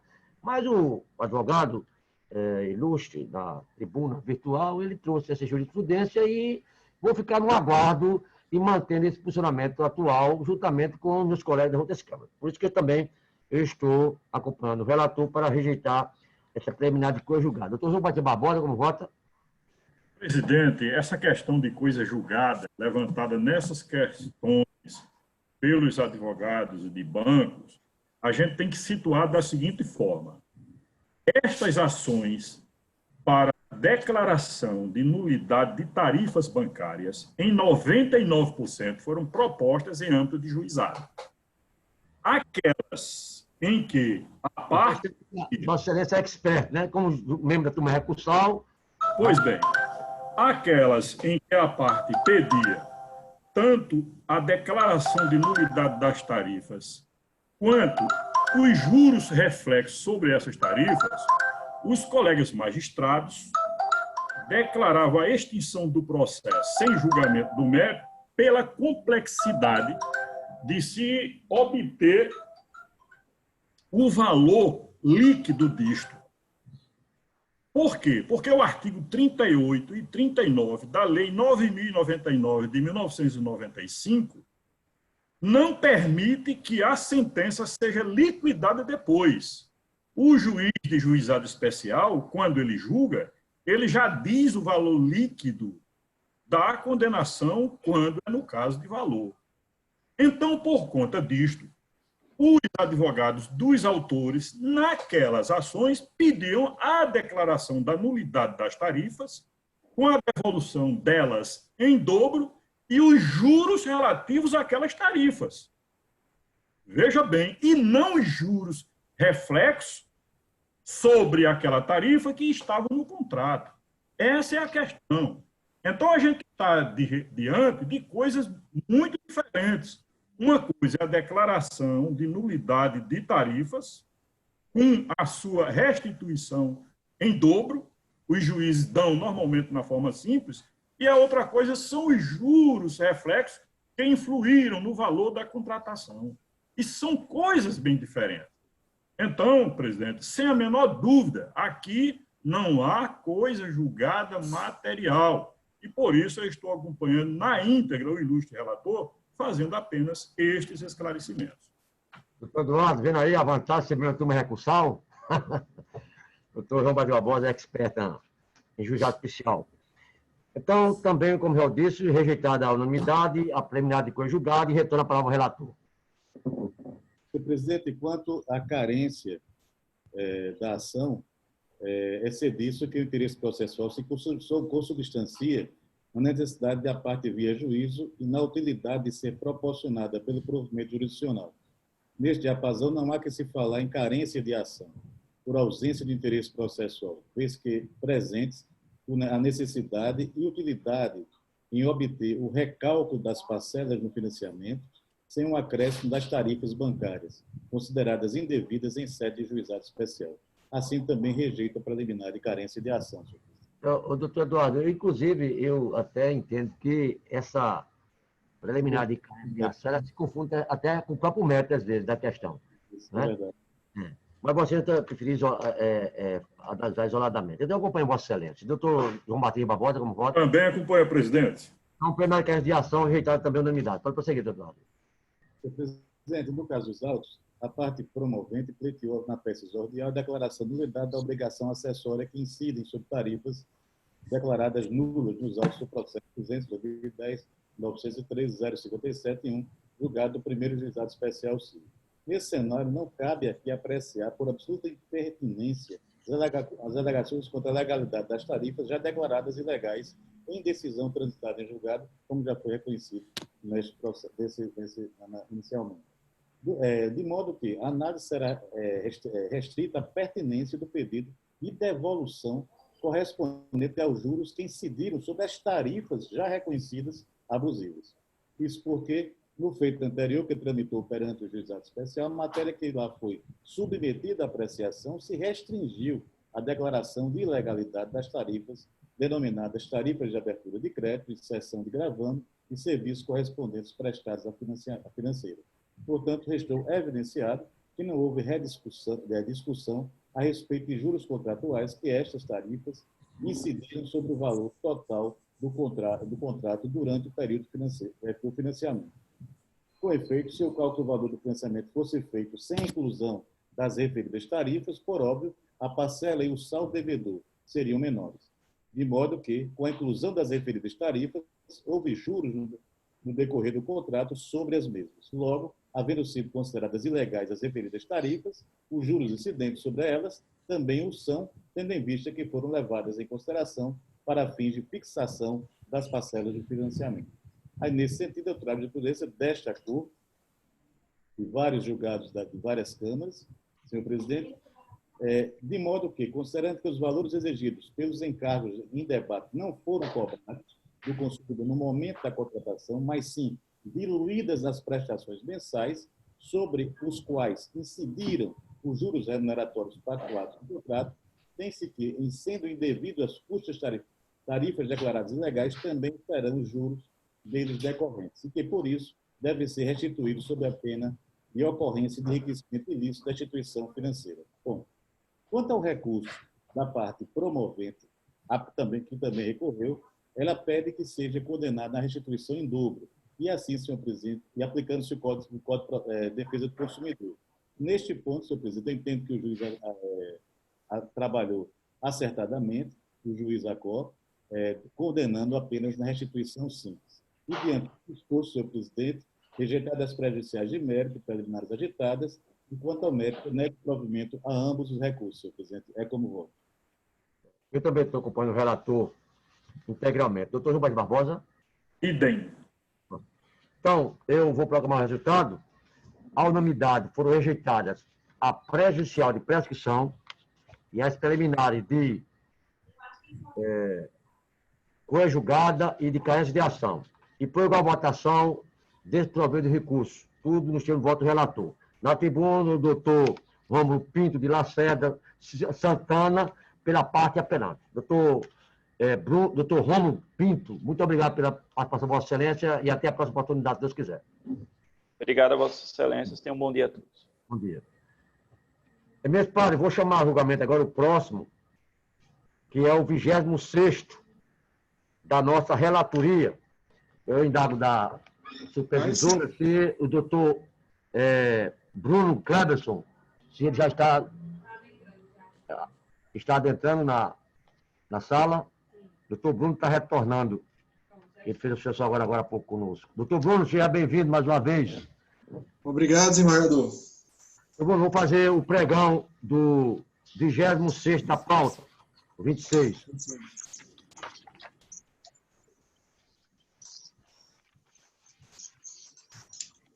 É uma apelação número 0802-369-2023, 2016-815-0181. Processo de trâmite na 4ª Vara Mista da Comarca de Guarabira. O apelante é Espólio Maria do Cabo Cabral.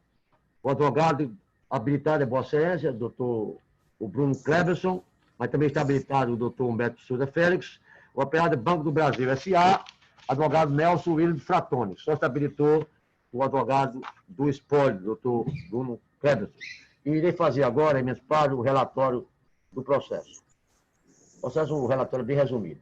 Trata de apelação interposta pelo espólio de Maria do Carmo Cabral, em fato do Banco do Brasil S.A., e asignado com o estima da sentença que, nos autos da ação declaratória de repetição de indenização por dano moral, julgou improcedente os pleitos autorais por considerar rígido o contrato de multa bancário número 84, 26, 29, 121, tendo em vista que foi efetuado no autoatendimento bancário por pessoa, obviamente, portador do cartão e de senha da falecida, e o banco depositou o valor solicitado do qual a autora em vida fez uso. Alega o espólio recorrente, em apertada síntese, que a falecida era analfabeta e já interditada, de forma que o contrato de mútuo realizado é nulo de pleno direito, acarretando como consequência seu débito indevido e o dever de restituir das parcelas pagas do empréstimo e indenizar o espólio pelo dano moral sofrido. Contra razões pela pessoa bancária, pugnando pela manutenção da sentença, aduzindo em síntese a ausência do ato ilícito praticado pela pessoa financeira e também a ausência de nexo de causalidade entre a ação ou a omissão do banco e o suposto prejuízo da autora, ora representada pelo espólio recorrente. Feito não remetido ao Ministério Público por não haver interesse público, social ou de incapaz. Aliás, já havia interesse da participação do Ministério Público e havia aqui a participação da interditada, no artigo 178 do CPC. O relatório, eminentes pares, e eu dou agora a palavra ao advogado da parte apelante, que é do espólio, doutor Maria do Carmo, do 26, né? Eu peguei aqui. Espólio Maria do Carmo Cabral. Doutor Bruno Cleverson, Vossa Excelência tem a palavra. Perfeito. Excelentíssimo desembargador presidente, desembargador Abraham Lincoln, renovando os votos de hoje mais cedo, há uma pequena discussão nesse processo sobre a natureza do empréstimo, do que tipo de empréstimo foi feito. Se foi CDC ou se foi empréstimo consignado. CDC é aquele feito diretamente na boca do caixa. Independentemente da modalidade do empréstimo que se tenha formulado, nesse caso aqui a nulidade é patente, excelência, e muito maior, inclusive já pegando o voto do próprio desembargador Abraham Lincoln no anterior, a nulidade desse aqui é patente. Só para a título de introdução, a falecida, à época do empréstimo, ela era interditada e analfabeta. E a curadora, que é filha, também era analfabeta. O que acontece? Esse empréstimo, segundo o banco, foi feito na modalidade de CDC, que é aquele que você vai diretamente no caixa e saca o dinheiro. Obviamente, nem a apelante como interditada, nem a curadora como analfabeta teriam condições de gerir uma máquina de banco pela sua condição de analfabetismo. Então, já puxando o gancho do desembargador Abraham Lincoln no seu voto anterior, o artigo 595 do Código Civil diz que quando a parte for analfabeta, o contrato precisará ser assinado por duas testemunhas. Então, caso o empréstimo tenha sido feito, de fato, na modalidade CDC e em caixa eletrônico, então não há assinatura das testemunhas nesse contrato de prestação de serviço. Sequer é um contrato de prestação de serviço assinado. Tanto assim que o banco nem sequer juntou o contrato no processo. Então, houve um descumprimento da formalidade prevista no artigo 595 do Código Civil, que peço venham para ler nos contratos de prestação de serviço, quando qualquer das partes não souber ler nem escrever, o instrumento poderá ser assinado a rogo e subscrito por duas testemunhas. Então, excelências, eu entendo que a realização de contrato por analfabeto diretamente na boca do caixa, sem contrato escrito e sem assinatura das testemunhas, é patentemente nulo por descumprir a formalidade do artigo 595 do Código Civil, que exige que o contrato de prestação de serviço, como era o caso, quando for celebrado por analfabeto, seja assinado por duas testemunhas. E aí se aplica o artigo 104 do Código Civil, que diz que os contratos somente serão válidos se for feito por pessoa capaz, e a apelante não era capaz à época, porque era interditada, se o objeto for lícito ou se o objeto observar a prescrição de formalidade legal, que no caso aqui foi obviamente descumprida ante a ausência da participação de testemunha. Da mesma forma, excelências, caso se entenda que o contrato foi feito na forma de empréstimo consignado, como se defende na apelação, e não por CDC, o banco também não apresentou o contrato escrito, assinado a rogo pelas duas testemunhas. Então, nesse caso, é patente o vício formal do empréstimo, e em razão disso se pede para que o empréstimo seja anulado com o retorno no pagamento dos juros à parte apelante e o pagamento de indenização por danos morais e a repetição do indébito. São essas as razões pelas quais se pede pela reforma da sentença.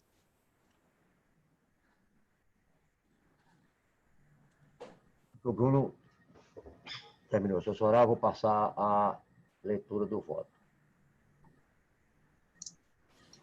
Trata os autos de uma ação declaratória, moeda com repetição de indébito e indenização por dano moral, tendo como fato gerador a celebração do contrato de mútuo número 84, 26, 29 e 121, contra ele de forma eletrônica no autoatendimento do Banco do Brasil S.A. E o cerne da questão do espólio, hora recorrente, reside na incapacidade civil da falecida para praticar o ato por si, atos da vida civil. Digo aqui, os negócios jurídicos devem possuir elementos que são imprescindíveis à sua validade, quais sejam agente capaz, objeto lícito, possível, determinado ou determinável, e a forma prescrita ou não defesa de lei, nos termos do artigo 104 do Código Civil. Por outro lado, o negócio jurídico será nulo quando faltar qualquer desses elementos essenciais, quando o motivo determinante comum a ambas as partes for ilícito ou não revestir de forma prescrita em lei, ou proferida alguma solenidade que a lei considere essencial para a sua validade, e tiver por objetivo fraudar lei imperativa e a lei passivamente o declarar nulo, ou proibir a prática, sem combinar a sanção intergente do artigo 166 do Código Civil. Portanto, é nulo o negócio jurídico celebrado por pessoa absolutamente incapaz, nos termos do artigo 166 do Código Civil. Diz artigo desse 166. É nulo o negócio jurídico quando, inciso 1, celebrado por pessoa absolutamente incapaz. O negócio jurídico também é anulável por dolo quando atos o silêncio intencional de uma das partes a respeito de fato ou qualidade que a outra parte haja ignorado, constitui omissão dolosa, provando que, sem ela, o negócio jurídico não teria sido celebrado, artigo 147 do Código Civil, e por erro quando as declarações de vontade emanadas de erro substancial que podia ser percebido por pessoa de diligência normal em face das circunstâncias do negócio, artigo 138 do Código Civil. Eu trago aqui, meus pares, e vou presidir a leitura, a lição do juiz e professor Fábio Stotzi sobre essa questão de ato praticado por absolutamente incapaz. É bastante longo, no seu livro Novo Curso de Direito Civil, Par Geral, volume 1, leitura Saraiva. É muito longo, eu vou precisar da sua leitura. Digo aqui no meu voto, ingressando no caso presente, vez que, estando à época falecida interditada, obviamente, alguém portava seu cartão magnético e a sua senha, seja o curador ou curadora, seja outra pessoa por ela designada ou pela própria falecida, visando sacar proventos da aposentada e, assim, custear a manutenção da própria. Dessa forma, não há como concluir que a falecida tinha sido prejudicada na contratação, frise, realizado no autoatendimento, pois recebeu do banco, réu, ora pelado, o valor contratado, inclusive com taxa de juros reduzida em comparação com outras opções de mercado próprias da espécie contratada, conhecido empréstimo consignado. Assim, tendo em vista que a má-fé não se presume, deve ser comprovada, fato não demonstrado nos autos, nem porque toda operação de mútuo foi realizada no terminal eletrônico de autoatendimento bancário, dentro da permissão da lei, de forma, provavelmente, a própria pessoa que desempenhava o encargo de curador contratou e gozou do empréstimo consignado. Desta forma, o contrato de empréstimo consignado não é nulo, pois não restou comprovado nos autos nem o seu prejuízo para a contratante e nem a má-fé da gestão financeira contratada. Eu dei aqui o empréstimo consignado, mas, na verdade, trata de um contrato de mútuo. Não é outro espólio da jurisprudência pátria. Eu trago aqui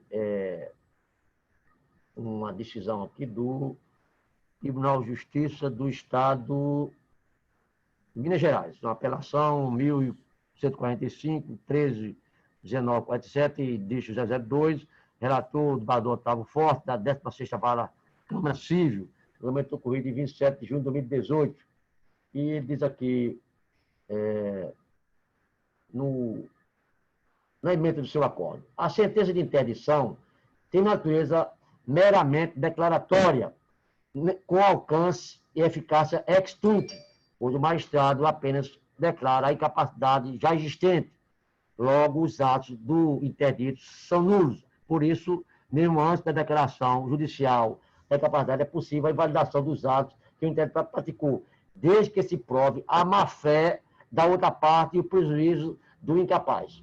Apesar da sentença, quem interditou o consumidor, diz aqui o relator, quem interditou o consumidor, autor, declarando a sua incapacidade com absoluta em razão da alienação mental, o contrato de empréstimo consignado por ele celebrado não é nulo, pois não restou comprovado nos autos nem o seu prejuízo, nem a má-fé da instituição financeira contratada, impondo por isso a improcedência dos pedidos iniciais.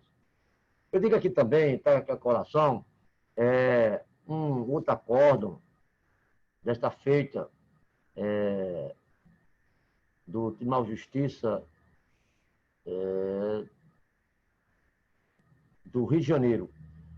A relatora foi a desembargadora Cíntia Maria Pinha Rezende.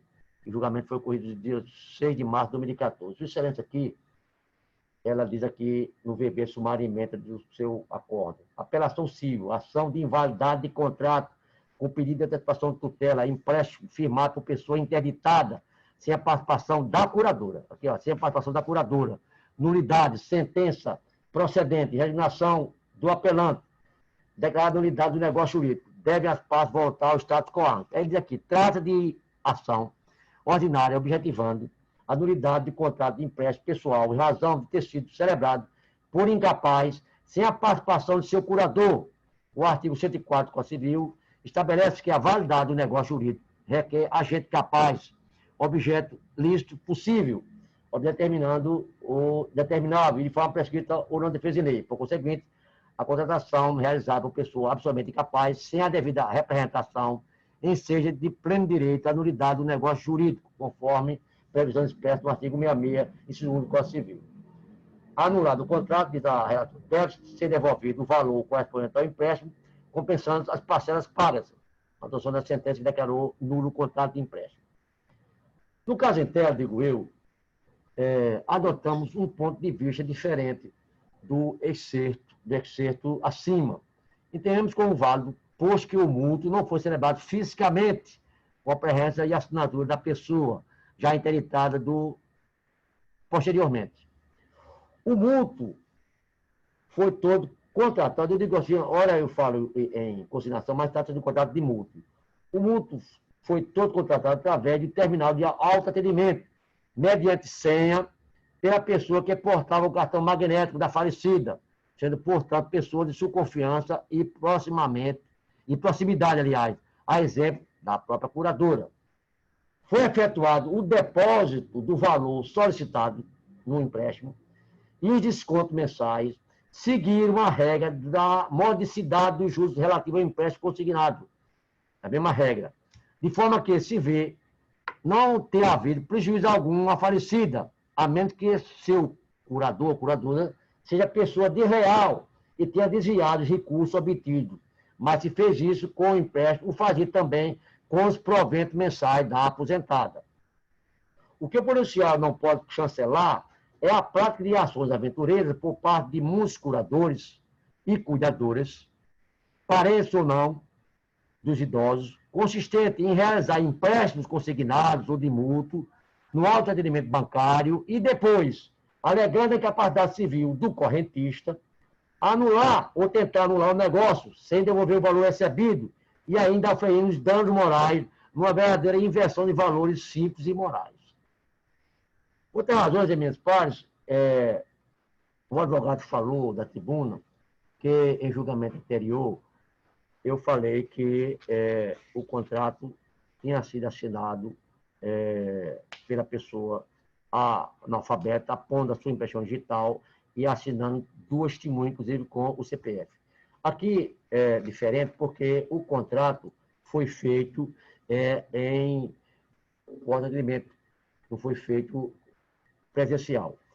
Todos nós sabemos que hoje, com essa tecnologia, se pode fazer a contratação do empréstimo até por celular. Não precisa nem fazer, comparecer ao banco no terminal de atendimento. Pode fazer empréstimo celular. O cerne da questão aqui é saber se uma pessoa que é interditada e que é correntista do banco, e é possível sim, porque ela é representada pela curadora, certo?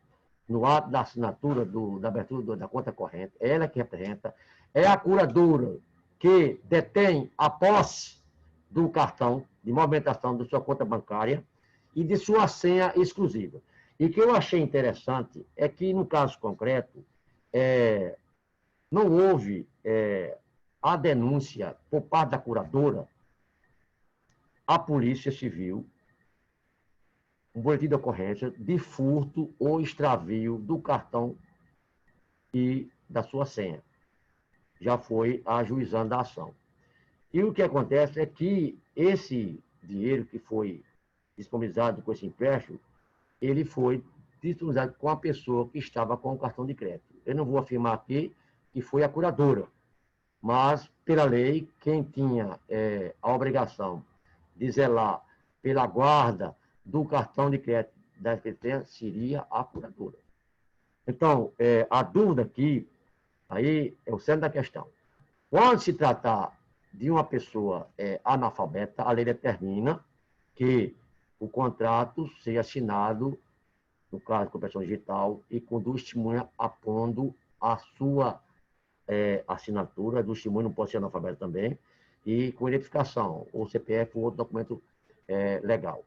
Ocorre que aqui se trata de um contrato de mútuo celebrado em terminal de autoatendimento. É possível uma pessoa interditada fazer esse tipo de contrato, e nesse caso, representada pela curadora, ou se haveria a necessidade de fazer um contrato presencial.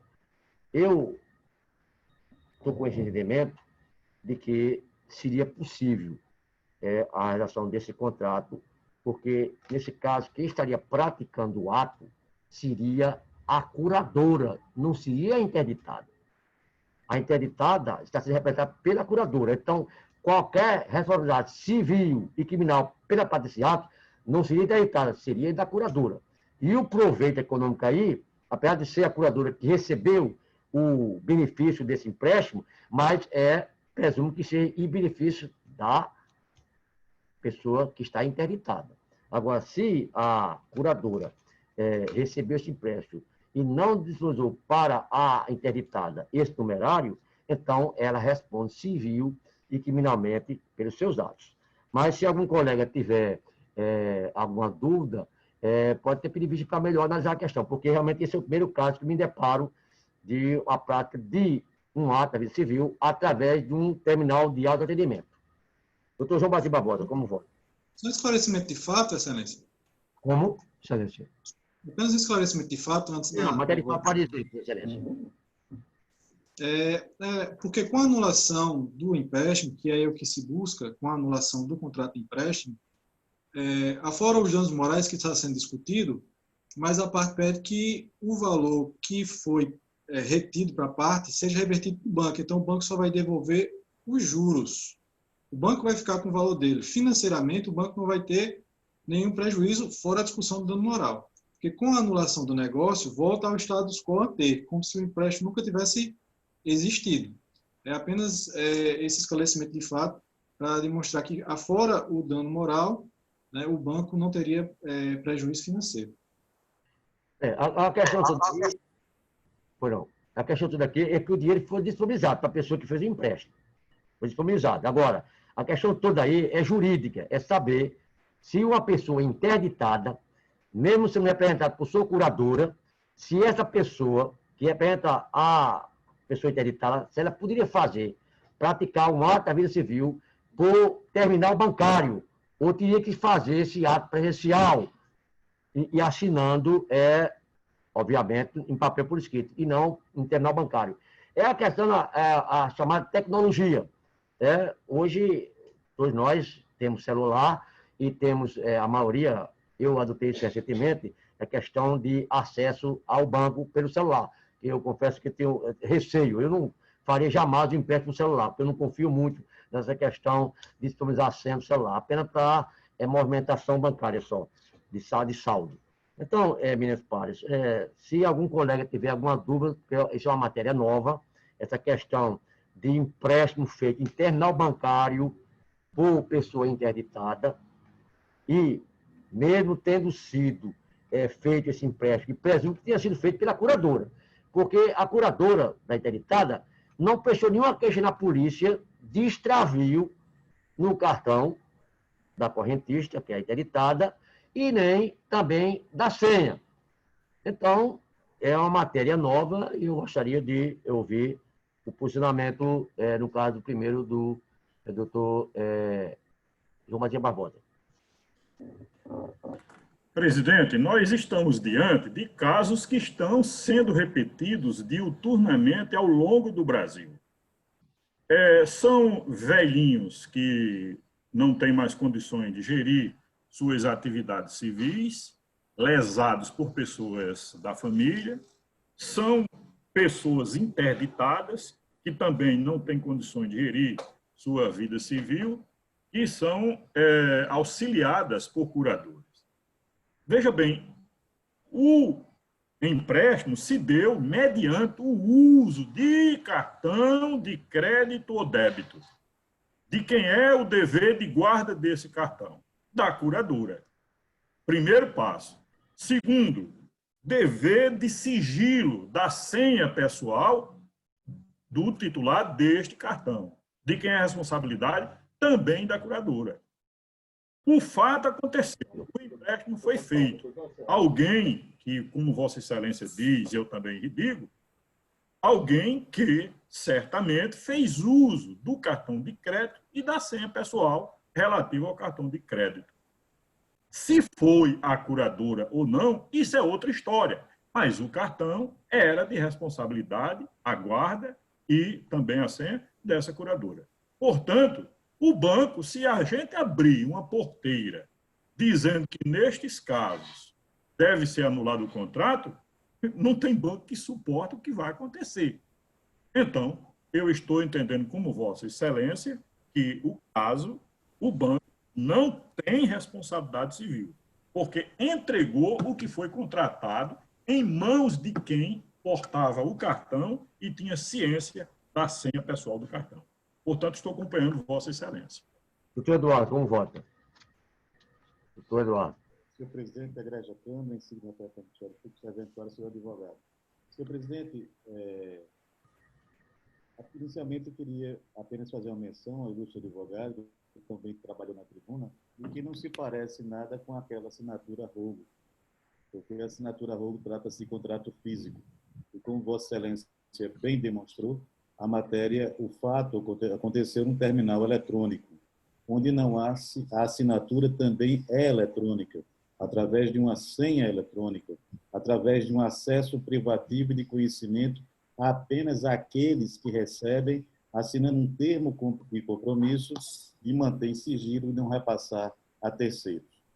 Esse é o primeiro ponto. O segundo ponto, como Vossa Excelência destacou, o desembargador João também, a curatela é o instituto a qual a pessoa se responsabiliza perante um juízo de bem gerir a vida de outro que foi interditado. A partir daí, ele tem plenos poderes para gerir as finanças, a economia, através de compras de víveres, medicamentos, etc., bem como realizar negócios jurídicos em nome do interditado. Ponto.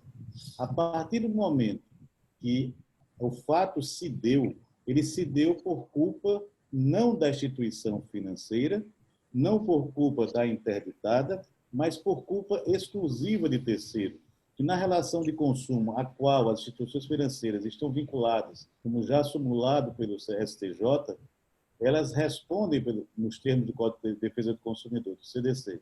E no artigo 14 do CDC, parágrafo 3º, inciso 2º, é bem claro, o fornecedor de serviço só não será responsabilizado quando provar, 2, a culpa exclusiva do consumidor de terceiro.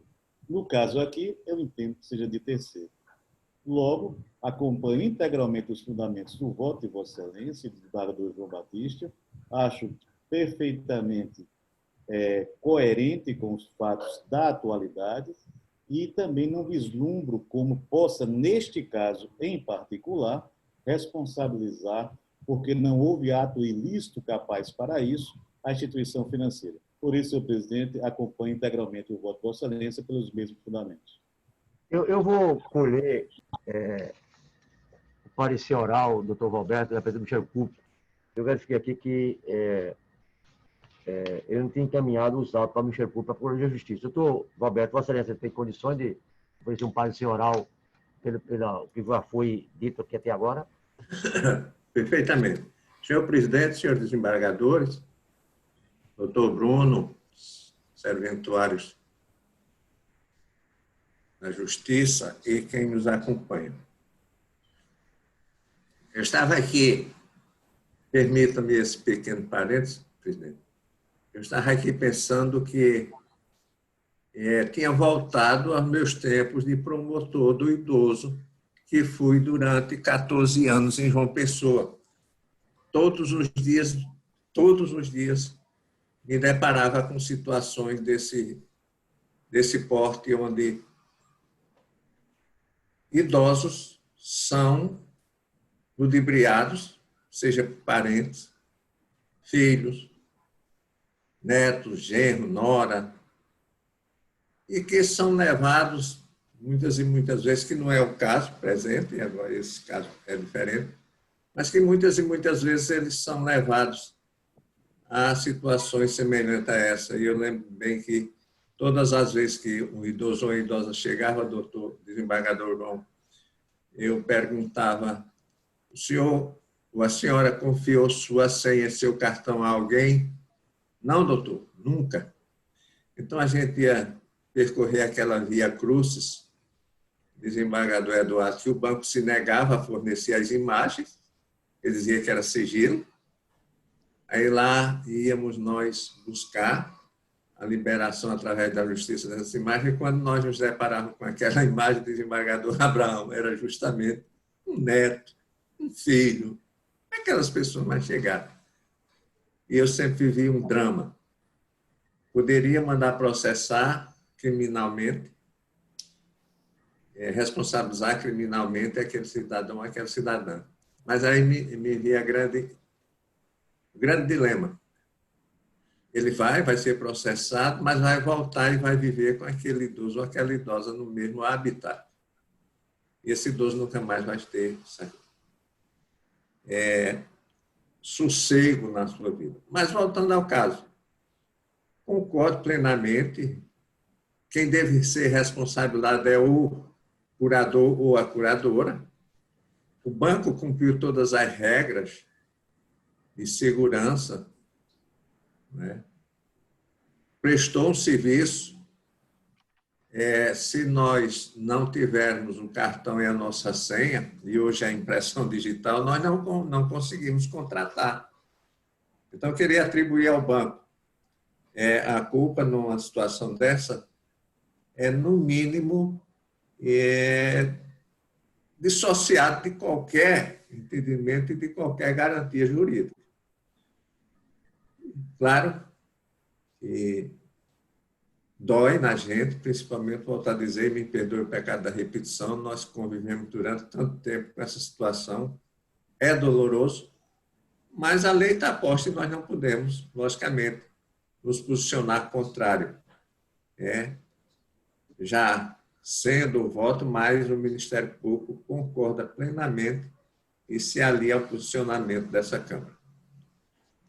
Bom, eu ouvi o Ministério Público no final, quando devia ter ouvido logo após o oral, porque o doutor Roberto não conhecia os autos, então só depois da assessor oral, do voto do relator, dos outros vogais, que tinha melhores elementos para ele se posicionar. Mas ele deu parecer favorável, no caso, a esse entendimento que foi acompanhado pelos dois eminentes partes. Então, vou proclamar o resultado. A unanimidade negou-se provavelmente o recurso, no termo do voto do relator, em consonância com o parecer oral do representante do Ministério Público desta corte. Então, está proclamado o resultado e eu agradeço mais uma vez a participação do Dr. Bruno Crepe de Siqueira e vamos, doutor Bruno, para a próxima oportunidade, se vocês, não sei se vocês ainda têm processo para a gente estourar hoje. Não, excelência, esse foi... Não, doutor, muito obrigado pela participação e até a próxima, se Deus quiser. Eu agradeço igualmente e uma boa tarde a todos. Obrigado. Meus pares, nós vimos que nós sofremos umas interrupções, mais de uma, duas interrupções na nossa sessão, questão de ordem técnica. E, salvo engano ainda, quantos temos aí para julgar ainda? Tem mais 30. Mais de 30? Temos mais de 30 processos para julgar. E já são 12 horas e 21 minutos. Então, eu indagaria do Exame Pai, do Ministério Público, se nós iremos fazer uma pausazinha e retornar às, caso, 13h30 ou 14 horas. Vossas Excelências, o que dizem? Eu me posiciono por 14. Se falta ainda 30 processos, com certeza vamos ter que fazer paralisação. Eu acredito que eu sugeri fazer paralisação agora. Para retornar às 13h30 ou às 14 horas. O que é que vocês entendem? Me posiciono pelas 14 horas, acompanhando o Ministério Público. Doutor Eduardo. Em harmonia com o Ministério Público, desembargador João. 14 horas. Doutor Valberto também 14 horas. É isso? O retorno, 14 horas. Isso. Perfeitamente, presidente. E a doutora Catiane também está concordando aqui, obviamente. Então, a sessão está suspensa, né? E iremos retornar para a continuidade às 14 horas. Muito obrigado a todos, até mais tarde, se Deus quiser.